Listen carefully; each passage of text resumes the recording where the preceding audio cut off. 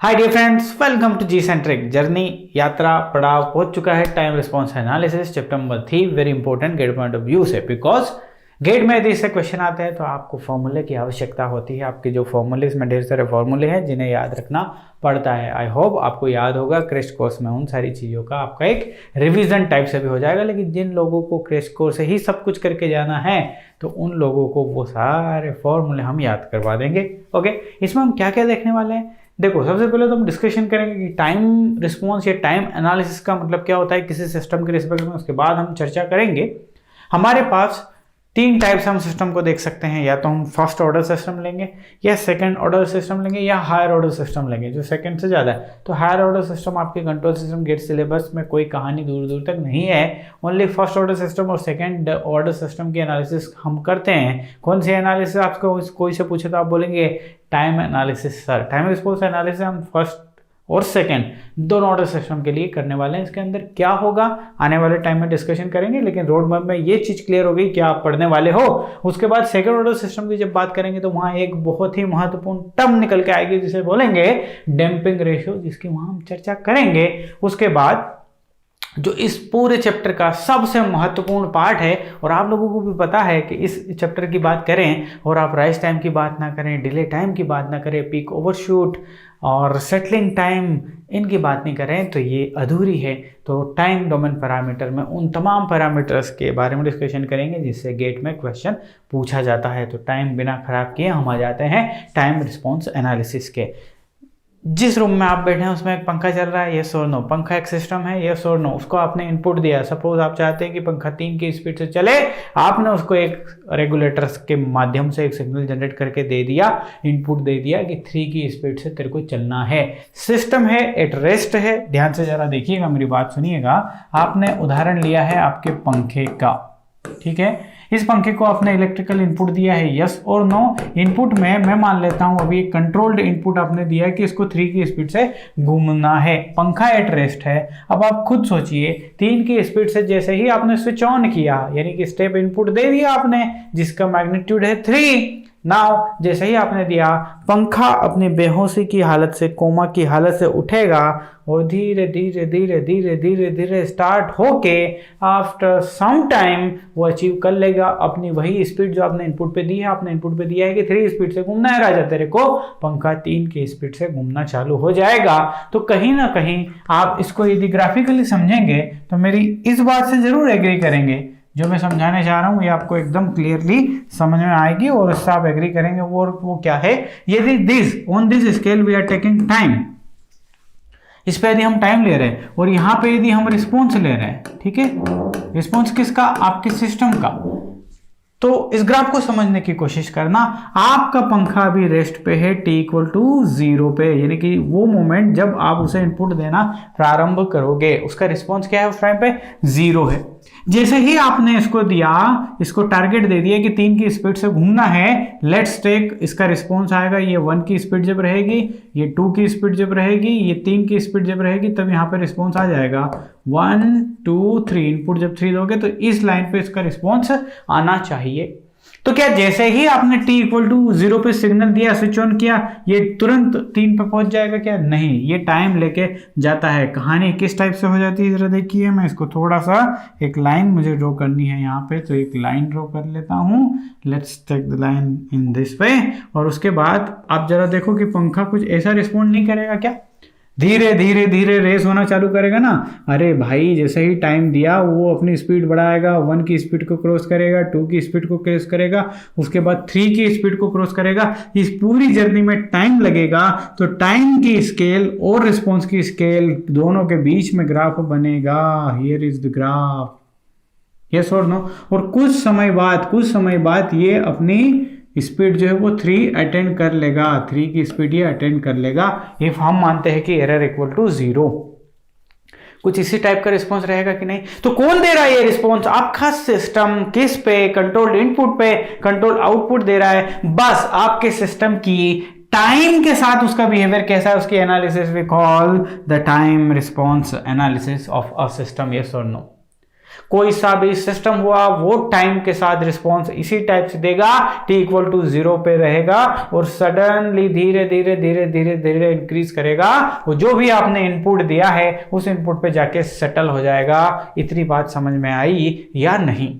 आपने गाड़ी को 60 kmph की स्पीड दी तो गाड़ी धीरे धीरे धीरे 60 kmph पे खुद को अटेंड कर लेगी, खुद को 60 kmph पे मैनेज कर लेगी। यस और नो? इमीडिएट कर सकती है क्या? इम्पॉसिबल, यूनिवर्स का नियम नहीं है, नेचर ने अलाउ नहीं किया हमें कि सब कुछ इमीडिएट हो जाए, सब टाइम लेके होता है जी। गुड पॉइंट ना? ओके, अब ये रिस्पॉन्स बोला मैं, सर ये एक किसी भी सिस्टम का रिस्पॉन्स है, ये सिस्टम का रिस्पॉन्स है, ये जो आप ग्राफ देख रहे हो ना, ये सिस्टम का रिस्पॉन्स है। आप मेरे को मानते हो इस बात को? अब देखो, इस रिस्पॉन्स को हम 2 टुकड़ों में तोड़ सकते हैं, और टुकड़े कौन कौन से हैं? सबसे पहले तो आपका सिस्टम रेज होना चालू किया, रेज होते होते होते वो पॉइंट आ गया कि जिसके बाद से ये अपने इनपुट जो भी आपने दिया वहां पहुंच जाएगा, वहां पहुंच जाएगा। उससे पहले की जो जर्नी है इसकी, यानी कि ये वाला जो ग्राफ है, इसको हम बोलते हैं क्या? Transient response. ट्रांजिएंट मतलब जो पंखा है उसको जो इनपुट दिया गया है वहां तक पहुंचने में अभी वो पहुंच रहा है, ट्रांजिएंट में है। आप भोपाल से निकले, आपको मुंबई जाना है, तो भोपाल घर से निकले और मुंबई जहां आपको जाना है वहां तक नहीं पहुंचे, तब तक कि आपकी जर्नी एक ट्रांजिएंट कहलाएगी कि नहीं? तो सेम टू सेम सिस्टम भी क्या हो जाएगा? This is nothing but the transient response. क्या मेरे भाई? Transient response. इतनी बात क्लियर है ना? ट्रांजिएंट रिस्पॉन्स जैसे ही ओवर हुआ, आपका सिस्टम वो अटेंड कर लेगा जिसके लिए वो बनाया गया है या जिसके लिए उसको इनपुट दिया गया है। इस कंडीशन को जहां पे वो अपने आप को कांस्टेंट सा बना लेता है, 3 पे भी क्या, 3 से वापस 2 पे आता है, फिर 1 पे आता है, ना 3 पे बना रहता है, इसको बोलते हैं steady state response. Steady state response मतलब वो कांस्टेंट बना हुआ है अपनी जगह पे। तो ये ओवरऑल कहानी इज द टाइम रिस्पॉन्स। और टाइम रिस्पॉन्स यदि आप देखोगे, टाइम कंप्लीट टाइम रिस्पॉन्स 2 चीजों से मिलकर बना है। नंबर 1 क्या? ट्रांजिएंट टाइम या ट्रांजिएंट रिस्पॉन्स, RTR कर लेता हूं, और steady state response, R for response, steady state response plus transient response equal to total time response. This is nothing but the total time response. Yes और no? है ना? इन दोनों में से कौन सा कांस्टेंट है? ये वाला कांस्टेंट है साहब। सर ये एक कांस्टेंट पॉइंट है जहां पे वो आपकी वैल्यू देने वाला है कौन? सिस्टम। और ये क्या है? ये इंक्रीजिंग और decreasing what ever it is वाला, यानी कि यहाँ पे इंक्रीमेंट डिक्रीमेंट वेरिएबल है, ये कहानी वेरिएबल है बट ये कांस्टेंट है। इतनी बात समझ में आती है ना? टाइम रिस्पॉन्स समझ गए। अब होता क्या है, हमारे पास अलग अलग टाइप के सिस्टम हैं। हमने जैसे चर्चा करी, फर्स्ट पेज में हमारा फर्स्ट ऑर्डर सिस्टम है, हमारे पास सेकेंड ऑर्डर सिस्टम है, उनकी एनालिसिस कीजिए सर। बिल्कुल करते हैं। आइए जरा ध्यान से फर्स्ट ऑर्डर सिस्टम की हम एनालिसिस करते हैं। तो फर्स्ट ऑर्डर सिस्टम का यदि गेन की बात करें तो वो होता है 1/s टाउ। पढ़े हैं आप? ठीक है, फुल कोर्स में सारी चीजें हमने कवर करवाई है। 1/s टाउ होता है। ठीक है, 1/s टाउ को यदि आप सिस्टम में कन्वर्ट करके इसे CLTF बना देते हैं, यूनिट स्टेप ले लेते हैं, तो ये एक फर्स्ट ऑर्डर सिस्टम क्रिएट हो जाएगा। यहाँ आप इनपुट देंगे R(s), C(s) इससे लेंगे। ये एक फर्स्ट ऑर्डर सिस्टम है, मानते हो इस बात को? ना इस फर्स्ट ऑर्डर सिस्टम की यदि बात करेंगे तो फर्स्ट ऑर्डर सिस्टम का ट्रांसफर फंक्शन यदि निकालोगे तो क्या आएगा? 1/s tau divide by 1 + 1/s tau. so this is nothing but 1/s tau + 1। so first order system का ट्रांसफर फंक्शन हो गया 1/1 + s टाउ। आप सभी मेरी इस फॉर्मूले से एग्री होंगे? एग्री इस फॉर्मूले से? अब जरा ध्यान से देखिए, ये फर्स्ट ऑर्डर ये सिस्टम है तो इसको फर्स्ट ऑर्डर बोलेंगे। देखो राजा, ध्यान से सुनो, इसके ऑर्डर को, इसके टाइप को मैंने आपको बताया था पहली यूनिट में कैसे जज करेंगे। यदि इसका ऑर्डर और टाइप आपको देखना है, ऑर्डर एंड टाइप देखना है, तो आप इस दिए गए सिस्टम का क्या देखेंगे? OLTF, open loop transfer function, जो कि होता है G(s) × H(s). एग्री करते हैं इस बात से? ओके, जी ऑफ एस क्या है भैया, 1/s tau multiply with 1, so this is nothing but the s tau. कोई पूछे इसका ऑर्डर क्या है, आप बोलोगे सर ऑर्डर 1 है, इसकी पावर जो है दैट इज 1, तो इसीलिए ऑर्डर 1 सिस्टम हम देख रहे हैं यहाँ पे, आप देख लो, समझ लो इस बात को, है ना। लेकिन टाइप की बात कोई पूछ ले आपसे तो आप चिल्ला चिल्ला के बोलोगे type is nothing but the S की वो टर्म जो ओरिजिन पे एग्जिस्ट करती है, यहाँ पे 1 है तो टाइप 1 है। अब यदि सिस्टम का टाइप कोई से पूछ ले और ये वाला ट्रांसफर फंक्शन दे दे जो कि CLTF है, CLTF से आप टाइप देखोगे तो 0 है, क्या है, 0 है, but this is the wrong कहानी। फर्स्ट ऑर्डर सिस्टम में टाइप होता है 1, बिकॉज OLTF से आपको देना है। इतनी बात क्लियर है या नहीं है। अब हम क्या करने वाले हैं, फर्स्ट ऑर्डर सिस्टम में क्या है सर पढ़ने का, फर्स्ट ऑर्डर सिस्टम में ये है कि 4 तरीके के इनपुट है और हर एक सिस्टम को देने हैं। आपके पास यदि फर्स्ट ऑर्डर सिस्टम है तो उसको 4 इनपुट देना है और 4 आउटपुट आपको मिलेंगे। ऑब्वियसली बात है, 4 इनपुट दोगे तो उन सभी की एनालिसिस है। ध्यान से सुनिएगा मेरे बात, वो है इनपुट आपका इंपल्स इनपुट, उसके बाद यूनिट स्टेप इनपुट, उसके बाद पैराबोलिक इनपुट और उसके रैंप इनपुट और उसके बाद पैराबोलिक इनपुट। ये 4 इनपुट है। इसकी वैल्यू क्या होती है, 1 होती है। ये area you know very well. इसकी वैल्यू क्या होती है, इसकी वैल्यू 1 होती है t ग्रेटर देन 0 पे, बाकी जगह 0 होती है। इसकी वैल्यू क्या होती है साहब, t ut होती है। इसकी वैल्यू स्टैंडर्ड t²/t ut। ये 4 टाइप के इनपुट्स आपको फर्स्ट ऑर्डर सिस्टम को देने हैं, तो 4 टाइप के आउटपुट आपको मिल जाएंगे, बस उन्हीं के बारे में बात करनी है, ठीक है। सिमिलरली हम सेकंड ऑर्डर सिस्टम में जब एंटर करेंगे तो हम सेकंड ऑर्डर सिस्टम का क्या देख रहे होंगे भैया, हम इस सेकंड ऑर्डर सिस्टम का ट्रांसफर फंक्शन देख रहे होंगे, क्योंकि फर्स्ट ऑर्डर सिस्टम का ट्रांसफर फंक्शन हमने ऑलरेडी देख लिया। सेकंड ऑर्डर सिस्टम को देखने के बाद हम इसको क्या देंगे भैया, 4 इनपुट देंगे sir, del t ut r of t and p of t। ये 4 इनपुट देंगे तो 4 यहां से क्या निकलेंगे, आउटपुट 4 अलग अलग आउटपुट है जिनके एनालिसिस कर लेंगे। तो पूरी गेट एग्जामिनेशन के पॉइंट ऑफ व्यू से सबसे महत्वपूर्ण जो है वो सेकेंड ऑर्डर सिस्टम है और उसकी analysis with respect to unit step input. Second order system यानी कि पूरा जो ये चैप्टर है इसमें से क्वेश्चन कहीं से नहीं आते, सिर्फ एक जगह से आते हैं। सेकेंड ऑर्डर सिस्टम है और उस पर यूनिट स्टेप इनपुट दिया है, तो आउटपुट को जज करिए। आगे ना बात में गेट पॉइंट ऑफ व्यू से यही चीज इंपॉर्टेंट है। बाकी इस चीज की आपको ज्ञान की फर्स्ट ऑर्डर सिस्टम है, उस पर यदि गलती से किसी ने u of t दे दिया है तो आउटपुट क्या होगा, इन सारी चीजों के बारे में आपको जानकारी होना जरूरी है, ठीक है। आ जाइए तो फिर फर्स्ट ऑर्डर सिस्टम को अलग अलग इनपुट्स देते हैं और देखते हैं क्या होता है। 2 इनपुट्स डिराइव करेंगे, उसके बाद इक्वेशन लिख देंगे एकदम तरीके से। फर्स्ट ऑर्डर सिस्टम है तो हमेशा फर्स्ट ऑर्डर सिस्टम को आप ध्यान रखिए 1/1 + s टाउ, वेर टाउ, ये टाउ क्या भैया, ये टाइम कांस्टेंट है। First order system time constant ये टाउ है, ये टाउ टाइम कांस्टेंट के फॉर्म में लिखा है, हम पहली यूनिट में हम चर्चा कर चुके हैं। लेकिन यदि इसकी बैंडविड्थ की बात करें ओमेगा, तो दैट वुड बी 1/टाउ रेडियन पर सेकेंड। ध्यान रखिएगा this is nothing but the radian पर सेकेंड होती है, ठीक है। चलो अब हम क्या कर रहे हैं, इस फर्स्ट ऑर्डर सिस्टम को हम दे रहे हैं इनपुट, और इनपुट हम देते हैं, let's give the input del t, what would be the output y of t। देखेंगे y of t, एक काम करते हैं ना, ट्रांसफर फंक्शन में दिया हुआ है s डोमेन में, तो आउटपुट और इनपुट को s डोमेन में बात करते हैं। तो s डोमेन में यदि इसकी बात करेंगे तो इसकी वैल्यू 1 है, ये होगा y of s, और y of s यदि आप निकालेंगे तो वो आएगा 1/s टाउ प्लस 1 गुणा 1, तो this is nothing but 1 + s tau, यानी कि यूनिट स्टेप इनपुट दोगे तो आपको क्या मिलेगा आउटपुट में, y of s = 1/1 + s tau, है ना। इसे हम कन्वर्ट करते हैं टाइम डोमेन में, so this is nothing but the t 1/, देखो e⁻−at, यदि इसका u of t साथ में, यदि इसका ट्रांसफॉर्म करना हो लाप्लास तो वो होता है s + a, है ना।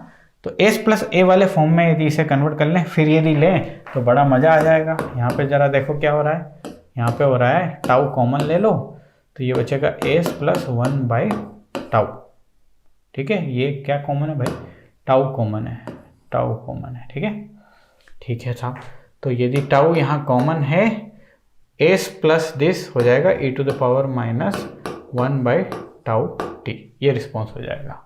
क्या हो जाएगा रिस्पॉन्स? दिख ही रहा है सर, जो आपने लिखा है ना वही तो होगा। Y t is equal to 1/τ e to the power minus t/τ।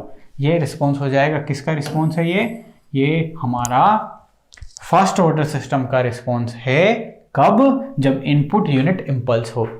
Response मतलब टाइम में। बस अब देखो इस टाइम है y ऑफ t है ना, t इज द टाइम। बस इस पूरे सिस्टम की टाइम के साथ एनालिसिस कर सकते हैं कि नहीं कर सकते? बिल्कुल कर सकते हैं। किस टाइप की एनालिसिस? टाइम के साथ एनालिसिस किस टाइप की? कि इसका t इक्वल टू 2 पे, t इक्वल टू 3 पे, t इक्वल टू इनफाइनाइट पे क्या वैल्यू है, क्या रिस्पॉन्स है, ये सारी चीज़ें हम देख सकते हैं कि नहीं दे सकते हैं। मान लो आप ड्रॉ करना चाहते हैं उसको, लेट्स ड्रॉ इट। हियर आप टाइम ले लीजिए, यहाँ आपका रिस्पॉन्स है y ऑफ t है ना। t इक्वल टू 0 पे इसकी वैल्यू क्या है? t इक्वल टू 0 रख दीजिए, इसकी value 1, so 1/τ। t equal to 0 पे इसकी वैल्यू 1/τ होती है। So here it is 1/τ। t equal to infinite पे दिए जाता है तो ये हो जाता है 0। t इक्वल टू इनफाइनाइट पे 0 हो जाएगा। सो ये होता है इसका रिस्पॉन्स। फर्स्ट ऑर्डर सिस्टम को यदि आपने फर्स्ट ऑर्डर सिस्टम को आपने दे दिया यूनिट इम्पल्स इनपुट, तो उसका रिस्पॉन्स होगा ये exponential decay function. Exponential decay function it's just like, ये समझिए एक कैपेसिटर है आपके पास, उस कैपेसिटर को आपने चार्ज कर दिया, यूनिट इम्पल्स दिया, मतलब अचानक से उसको झटका दे दिया, वो चार्ज हो जाएगा इमीडिएट। नाउ झटका हटा दिया, झटका भाई यूनिट इम्पल्स क्या है हम पढ़ चुके हैं दादा लोग। हमने देखा यूनिट इम्पल्स सिर्फ t इक्वल टू 0 पे एग्जिस्ट करती है सर, और t इक्वल टू 0 पे इनफाइनाइट मैग्नीट्यूड के साथ। This is nothing but the unit impulse function only exist at t equal to 0, बाकी दूसरी जगह पे वो एग्जिस्ट नहीं करती।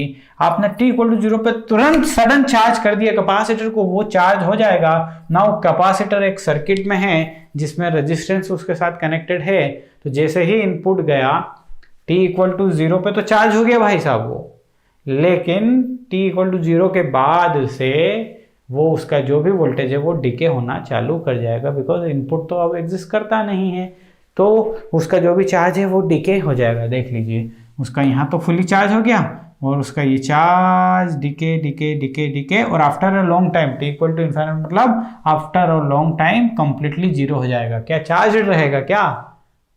सिंपल सी कहानी है। तो यहाँ से हम क्या क्या चीज़ें निकाल सकते हैं? देखो आपसे एग्जामिनेशन में फर्स्ट ऑर्डर सिस्टम के रिगार्डिंग क्या पूछा? इनिशियल वैल्यू पूछ सकते हैं, आउटर वैल्यू पूछ सकते हैं, और एक और इम्पोर्टेंट पैरामीटर है जिसे हम बोलते हैं एरर, उसके बारे में भी पूछ सकते हैं। देखिए एरर ई ऑफ टी को यदि डिफाइन करेंगे तो एरर हमेशा डिफाइन होती है कैसे? जैसे कि आपने पंखे को स्पीड से घूमने को किया 3 की, और पंखा समहाउ बेईमानी कर रहा है और 2.5 की स्पीड से ही घूम रहा है, तो देयर इज एरर और नॉट? 2.5 यदि होता तो जितनी स्पीड होती उतनी स्पीड से घूम रहा है, तो एरर है कि नहीं? तो 3 माइनस 2.5 यानी कि 0.5 का गच्चा दे रहा है आपको, उतना बात समझ में आ जाएगा। तो एरर हमेशा डिफाइन होती है कि आपने इनपुट कितना दिया और उसने आपको आउटपुट कितना दिया। सिस्टम ने आपको आउटपुट कितना दिया और आपने उसको इनपुट कितना दिया। ऑब्वियस सी बात है इनपुट की वैल्यू ज़्यादा रहेगी, आउटपुट थोड़ा सा कम ही रहना है, ज़्यादा नहीं होना है। This we call the error. ठीक है, किसी भी सिस्टम के लिए एरर हम निकाल सकते हैं। ध्यान से देखना जरा मैं क्या बोल रहा हूँ। मान लो इसी सिस्टम के लिए एरर निकालनी होती, ई ऑफ टी निकालनी होती, एरर क्या हो जाती? इनपुट क्या है भाई? डेल टी है sir, minus c of t, यानी कि वाई ऑफ टी जो आप निकाल के लेके आए हैं वो क्या है? 1/τ e to the power minus t/τ। ये एरर है, ये क्या है? एरर है। लेकिन ये एरर सिर्फ और सिर्फ t इक्वल टू 0 पे ही एग्जिस्ट करती है, t इक्वल टू 0 पे, क्योंकि आप यदि इस एरर को मान लो आफ्टर लॉन्ग टाइम निकालना चाहते हो, लेट्स टेक कि इनफाइनाइट पे आफ्टर लॉन्ग टाइम निकालना चाहते हो, तो after long time t equal to infinite पे आपका जो इनपुट है ना वो मिसिंग है। इनपुट अरे यूनिट इम्पल्स सिर्फ 0 पे एग्जिस्ट करता है, बाकी जगह है ही नहीं। तो जब इनपुट है ही नहीं तो क्या सब्ट्रैक्ट करोगे उसमें से? ये पता नहीं किस में से क्या, पता नहीं किस में से ये जाएगा तो क्या बचेगा? तो ये एग्जिस्ट होना जरूरी है। तो ई इनफाइनाइट को ही बोलते हैं स्टेडी स्टेट एरर। क्या, कौन सी एरर? Steady state error. हमने इसको डिटेल देखा है हमारे फुल कोर्स में, इसको स्टेडी स्टेट एरर बोलते हैं। और ये यूनिट इंपल्स इनपुट के लिए तो डिफाइंड नहीं है। ये कहानी समझ में आ गई। अब यदि सेकंड ऑर्डर सिस्टम, देखो ये बहुत महत्वपूर्ण है, ये एनालिसिस बहुत महत्वपूर्ण है। आपको कुछ भी क्वेश्चन बना के दे दे, उसमें दो चीजें रहेंगी कि फर्स्ट ऑर्डर सिस्टम है और इनपुट इम्पल्स इनपुट है, और उसके कुछ भी पैरामीटर्स आपसे पूछे जा सकते हैं। तो कहानी क्या है कि आपसे तुरंत बननी चाहिए या आपका दिमाग चलना चाहिए कि हो क्या रहा है। अब देखो जरा, हम लेते हैं फर्स्ट ऑर्डर सिस्टम में लेंगे, लेकिन यूनिट स्टेप देंगे, उसके बाद रैंप नहीं करवाने वाला मैं, उसके बाद पैराबोलिक नहीं करवाने वाला, बट सभी के रिस्पॉन्स आपको दिखाने वाला हूं। आपको दिमाग से भी सोचना है कि चीजें कैसे चल रही है। देखो 1 प्लस एस टाउ ये ले लिया मैंने, क्या, first order system. First order system को अब हमने इनपुट दिया यू ऑफ टी आप सभी जानते हैं इम्पल्स नहीं है, यूनिट स्टेप है। इससे यदि आउटपुट y ऑफ टी मिला तो let's find out the y of T. तो काम करते हैं, सबसे पहले इसको एस डोमेन में देखते हैं। एस डोमेन में यदि देखेंगे तो 1/s इनपुट है, y ऑफ s आउटपुट है। और यदि मैं पूछूं आपसे आप y of s equal to क्या, तो सर इन दोनों का मल्टीप्लीकेशन 1/s गुणा 1 प्लस एस टाउ। एग्री करते हैं इस बात से? अब इसका अपन इनवर्स लाप्लास ट्रांसफॉर्म ले लेते हैं। सो इनवर्स लाप्लास ट्रांसफॉर्म लेने से पहले इनको पार्शियल फ्रैक्शन करना पड़ेगा ताकि इनवर्स लाप्लास लेना आसान हो जाए। तो यदि इसका पार्शियल लूंगा मैं तो वो हो जाएगा, क्या हो जाएगा, देखना जरा, 1/s ले लेता हूं माइनस 1/1 प्लस एस टाउ ले लेता हूं मैं, ठीक है। और देखता हूं कि क्या मेरे को बचाना है। यदि इस इक्वेशन को सोल्व करता हूं तो ये होती है 1 plus S tau minus S divide by 1 plus S tau और एस। देखो अपने को बनाना है कुछ ऐसा, तो ऊपर ये कुछ भी नहीं बनना चाहिए। तो एक काम करते हैं, यहाँ टाउ दे देते हैं, यहाँ जो है टाउ रख देते हैं। अब ये एस इससे मल्टीप्लाई होके क्या बनाएगा जी, एस टाउ बनाएगा। ये कैंसिल हो जाएगी, 1/this हमारे पास कहानी है कुछ ऐसी, ठीक है। तो रिस्पॉन्स अब इसका ILT निकाल दो। सो y ऑफ टी अब आ जाएगा 1/s का क्या आ जाएगा राजा, u of t minus again इसको जरा ध्यान से देखो, यहाँ से टाउ कॉमन निकालना पड़ेगा आपको, 1/s माइनस टाउ, यहाँ से टाउ कॉमन निकाल लीजिए, s प्लस 1/टाउ यहाँ बचेगा। अब इसका इनवर्स लेना आपके लिए आसान हो जाएगा, tau got cancel, minus e to the power minus t/टाउ, और इसके साथ भी u ऑफ t है, ठीक है।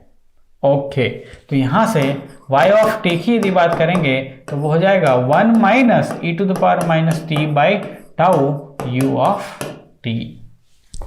ये इसका रिस्पॉन्स हो गया, जो कि बहुत महत्वपूर्ण है, जो कि आप जानते भी हैं, आपको एनकाउंटर भी होगा, इस टाइप की इक्वेशन एनकाउंटर भी हुई होगी कभी ना कभी, है ना।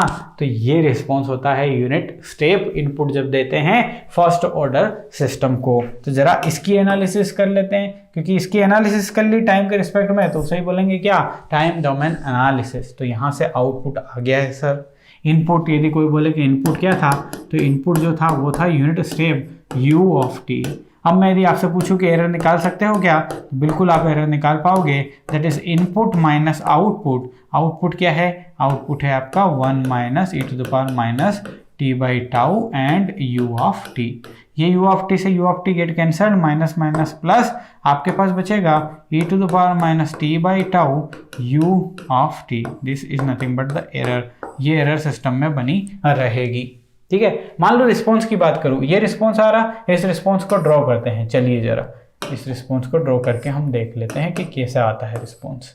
देखो ध्यान से देखते जाइए, समझ जाइए, है ना। अपने को क्या करना है, दो ग्राफ है, एक 1 का ग्राफ बनाते हैं, एक e to the power minus t/टाउ को बनाते हैं। दोनों को सब्ट्रैक्ट कर देंगे तो y ऑफ t आ जाएगा, ठीक है।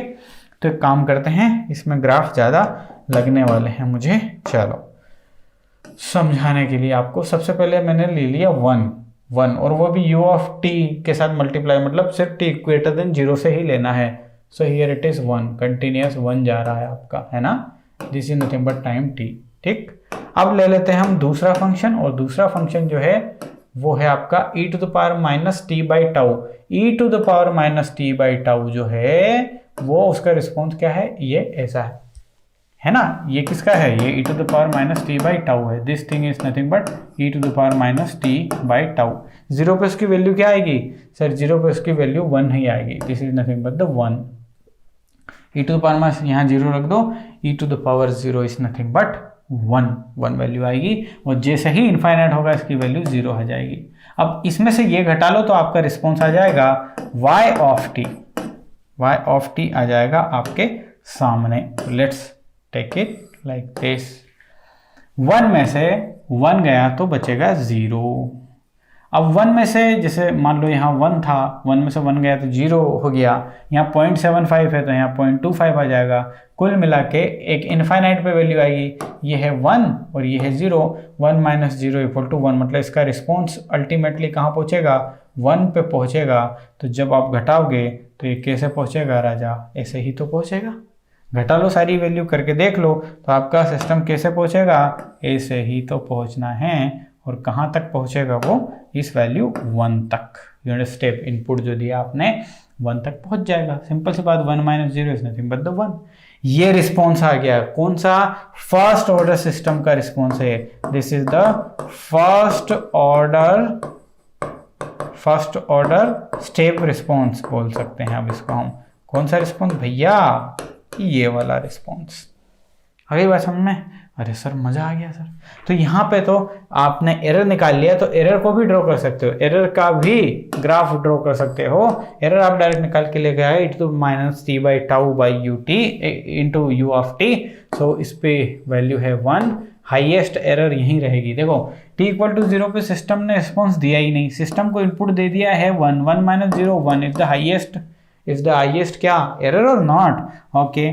So this is the highest error. और t इक्वल टू 0 पे जहाँ पे आपका रिस्पॉन्स 1 पहुँच जाएगा, इनपुट भी आपने 1 दिया था, तो एरर बची क्या, कुछ नहीं बची। तो थियोरेटिकल ये एरर 0 हो गई यहाँ पे, बट एरर बनी रहती है हमेशा, ध्यान रहे इस बात का।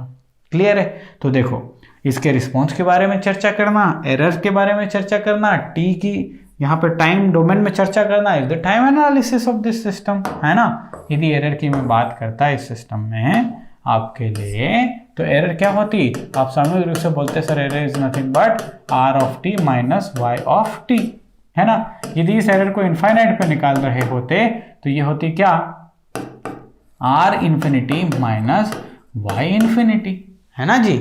ये निकाल लेते हैं आप आराम से, ये सारी चीजें कर लेंगे। लेकिन यदि इसी एरर को आपको ए डोमेन में करना होता तो e of s equal to ये होता r of s minus y of s, ऐसे भी देख सकते हो, है ना। अब मान लो ई ऑफ एस आपको पता है और आप चाहते हो ई इनफाइनाइट निकालना। आपको आपकी टास्क ये के है कि आपको स्टेडी स्टेट एरर निकालना है। कौन सी एरर है ये, ई स्टेडी स्टेट। तो क्या है, फाइनल वैल्यू थ्योरम है sir, s tends to 0 s गुना e of s, final value theorem है। यदि इसकी जानकारी है तो कोई कन्वर्ट करने की जरूरत नहीं है, ये फार्मूला रखो तो इसी की वैल्यू आएगी। This is the final value theorem. Final value theorem आप सभी अच्छे बच्चों को अच्छे से पता है ना। अब जरा ध्यान से सुनना मेरी बात, मैंने आपको 2 चीजें बताई हैं और दोनों में रिकॉल आपको बेहतरीन तरीके से करवा देता हूँ, ध्यान से सुनना, ठीक है। ओके आओ जरा, हाँ ये रिस्पॉन्स है जब आपने यूनिट इम्पल्स दिया है, ये रिस्पॉन्स है जब आपने, ये वाला रिस्पॉन्स कौन सा, ये वाला, जब आपने क्या दे दिया भैया, यूनिट स्टेप दे दिया। अब इन सभी में एक कोरिलेशन से क्रिएट कर दूंगा मैं आपके लिए, ठीक। एक टेबल बनाते हैं।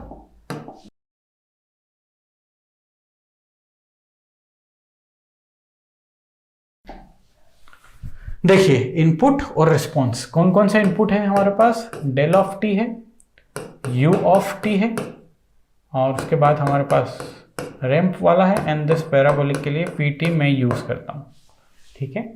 ये रिस्पॉन्स फर्स्ट ऑर्डर सिस्टम के लिए, ध्यान से देखिएगा, ये सारे जो हैं वो फर्स्ट ऑर्डर सिस्टम के लिए हैं, है ना। डेल टी जब अप्लाई किया था तो सिस्टम ने क्या रिस्पॉन्स किया था, भूल गए क्या, 1 by tau e to the power minus t by tau, है ना। यू ऑफ टी साथ में है सबके। यू ऑफ टी जब दिया तो आ गया 1 minus e to the power minus t by tau, लिया गया यू ऑफ टी साथ में। अब देखो क्या किया, एक्चुअली क्या हुआ, इस केस में इनपुट 1 होता है, u ऑफ टी की वैल्यू होती है ऑब्वियस सी बात है 1 होती है।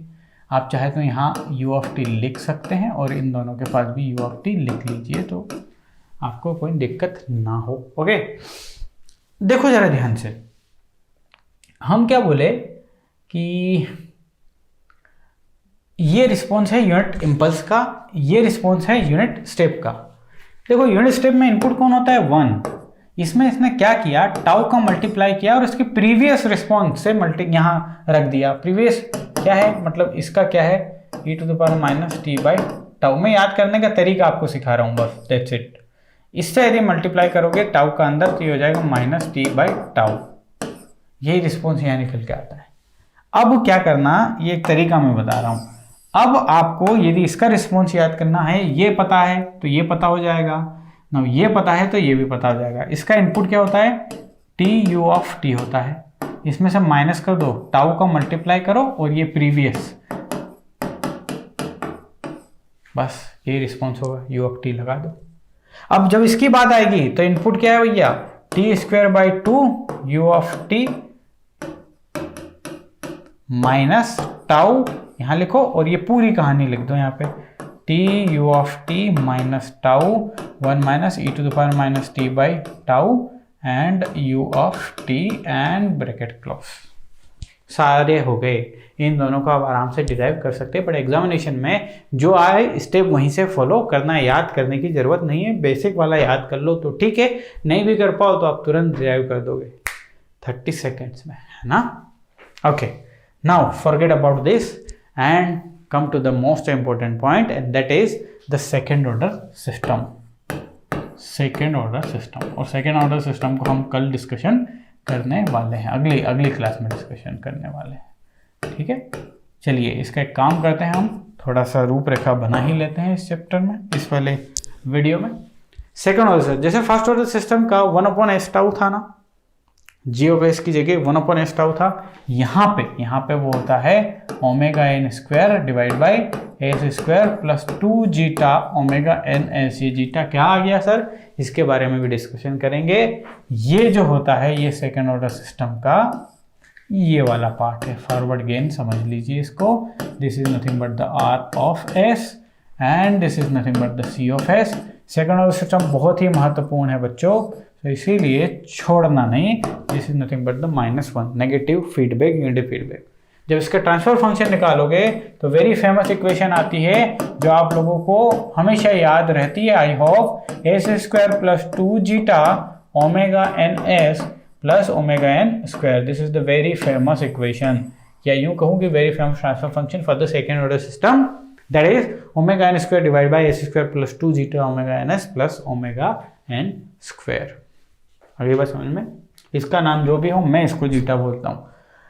ओके सर, इसके बारे में डिस्कशन करेंगे हम। इस सेकेंड ऑर्डर सिस्टम को चारों इनपुट्स देंगे, del t, u t, r t, p t, सारे इनपुट्स देंगे और हम रिस्पॉन्स की बात करेंगे। लेकिन मैं बोल रहा हूँ इसके लिए महत्वपूर्ण जो है सिर्फ और सिर्फ एक ही है, इस सेकेंड ऑर्डर सिस्टम को सर आप दो u of t and then take c of t या वाई ऑफ टी, बस इसी से इर्द गिर्द क्वेश्चन पूरे भरे पड़े हैं आपके किस में, इस एंटायर यूनिट में, ठीक है। इसके अलावा सेकंड ऑर्डर सिस्टम में एक और खासियत है, सेकंड ऑर्डर सिस्टम जो है वो इस जीटा पे भी डिपेंड करने वाला है, डैम्पिंग रेशियो से बोलते हैं, इस पे भी डिपेंड करने वाला है। तो कैसे क्या डिपेंड करेगा हम देखेंगे अगले लेक्चर में।